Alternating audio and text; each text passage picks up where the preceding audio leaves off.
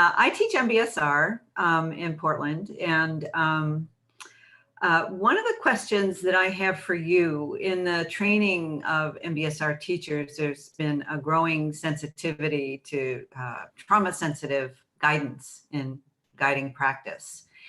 And you've touched on that in certain ways, implicitly, but I'm curious if you might talk about that more explicitly. And I think about, there are thousands and thousands of people that are watching these videos, and many of them may be meditating for the first time or very early on and really stuck in, I'm not doing it right. I'm not going to get this. I can't do this because the breath or the body doesn't feel like a safe place. Yeah. So I would love to hear your. Well, thank you for asking that. And I'm very aware of that.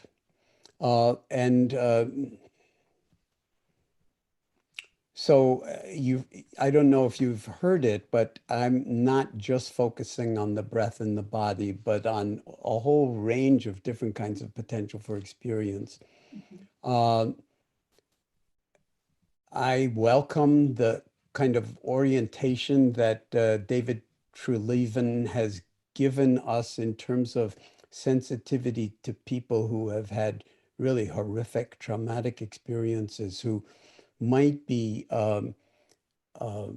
more sensitive to how things are framed in terms of objects of attention, or the whole notion of just looking inwardly when one has experienced nightmares of unbelievable proportions in lots of different ways, and many, many people have. Especially in the trauma realm, of course, and probably all of you know this to one degree or another, they often talk about big T trauma, which are stuff that you want to have happen to you, but happens to lots and lots, millions of people.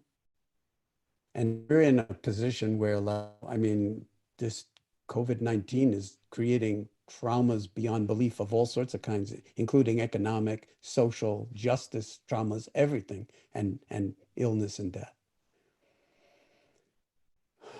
And then there's what's called little T traumas, which are like, just being born, just having parents, whoever they are, just having being bullied once, or whatever your experience of it is. It's very hard to get to adulthood without having untoward experiences. And I'm not going to go into this in very great detail, because I'm going to do it online for a whole bunch of MBSR teachers relatively soon. And you could probably find that through Anne Tuick in Ireland, who is organizing this thing. But there's also, it's very important, I would say, to not actually privilege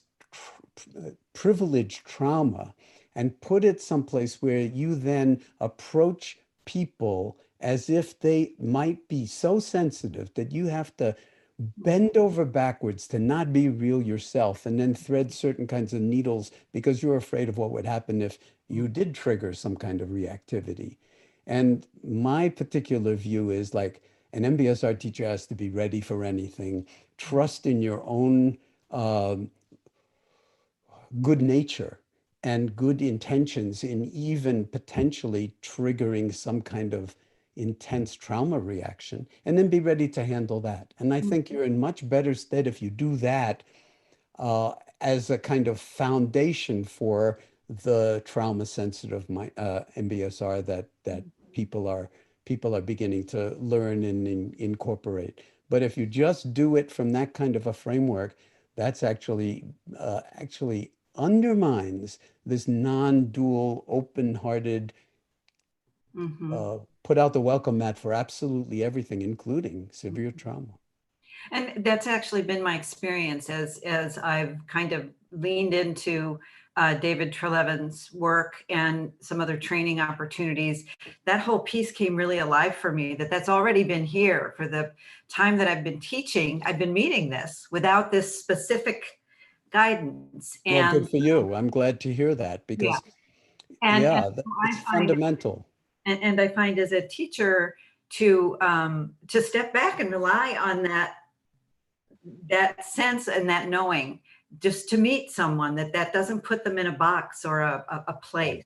Yeah. Um, Yeah. However, that said, how would you, or what guidance would you offer people here um, that are doing this very early on and the breath doesn't feel safe or the body doesn't feel safe? And as you mentioned, you have talked about a lot of other different foci of attention, but I'm curious, if you were to speak directly to people that are feeling that way, what might you say to them? This is too theoretical for me at this particular moment.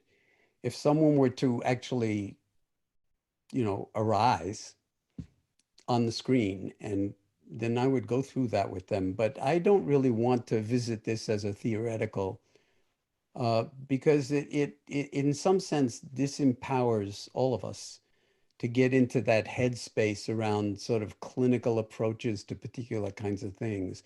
When the real power of MBSR is to welcome every single person into the room, no matter what they're carrying, which is the root meaning of the word to suffer.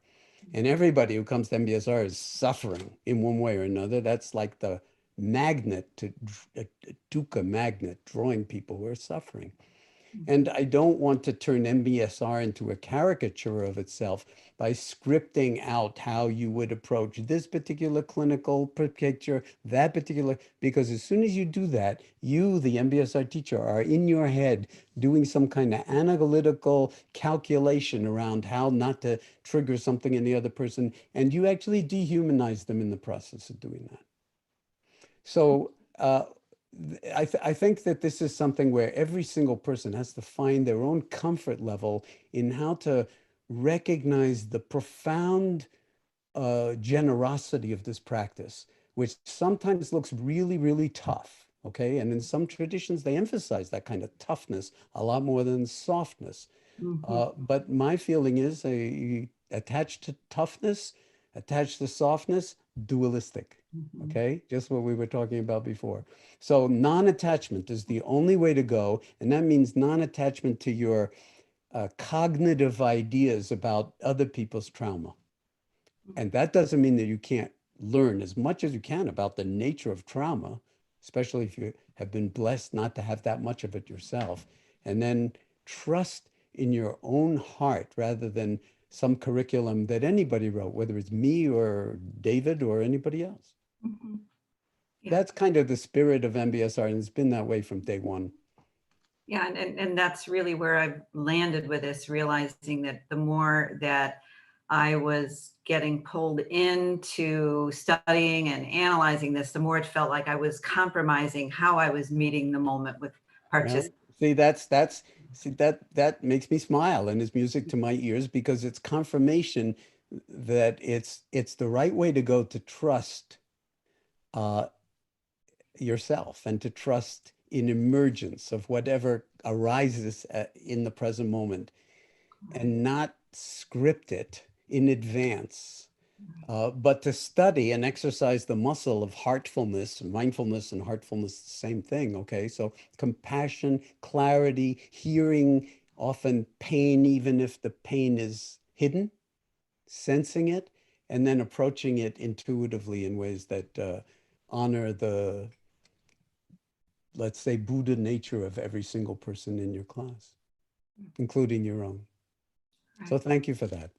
Yeah, MBSR completely changed my life and my practice, and I can't thank you enough for being able to put this into a way that it can be brought to the world. It's just nothing short of genius, Well, brilliance, that's and very kind of you to say. And there's no way to pay me back if you think that there's some debt incurred here.